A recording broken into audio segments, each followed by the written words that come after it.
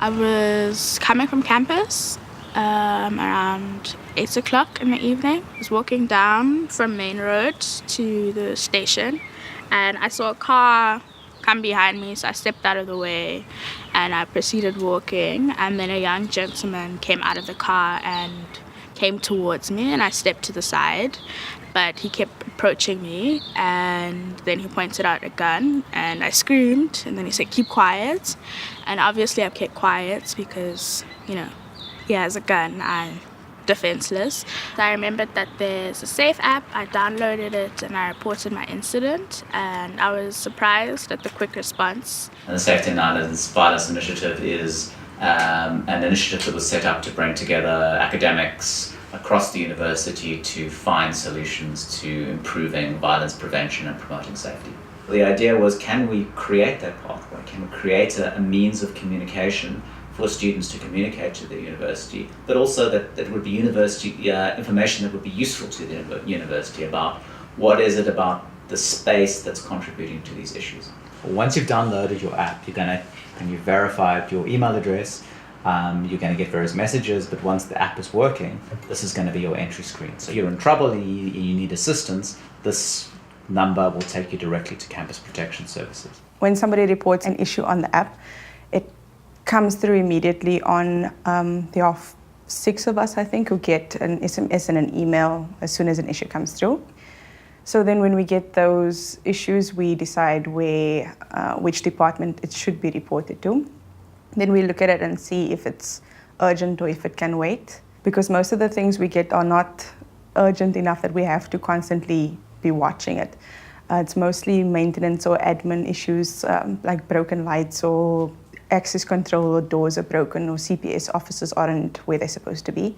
And what we've done is developed good relationships with the service providers, and it's shown them that this app is particularly helpful for them to improve their particular service they offer. The Jammy Shuttle was one particular case in point. It's also data that's helpful for them to argue for the resources they may need, to say we need additional resources to improve safety on Jammy Shuttles. What it's done is it's provided additional information to the authorities such as Campus Protection Services to say there are particular areas on campus where students feel particularly unsafe because it's dark or there's suspicious characters around, and it's actually contributed with other data to Campus Protection Services allocating patrol officers in those particular places.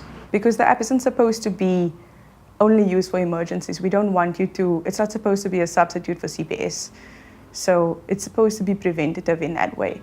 But it can also be a good way for emergency situations like that, where you can't phone and you don't want people to know your position, to have a silent way to contact and ask for help. Students can, rather than complaining on social media, can kind of raise their issues through a particular app. All that information gets centralized, and that information becomes powerful, because in that way we can see where the real challenges are and we have evidence.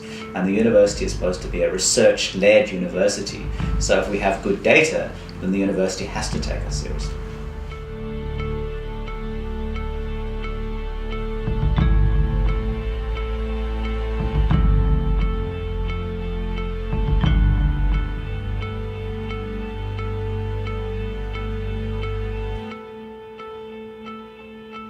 We try and educate students at the beginning of the year what not to do and what to do and how to do it. Be safety, security conscious, look around you. Don't wear the headphones down the main road.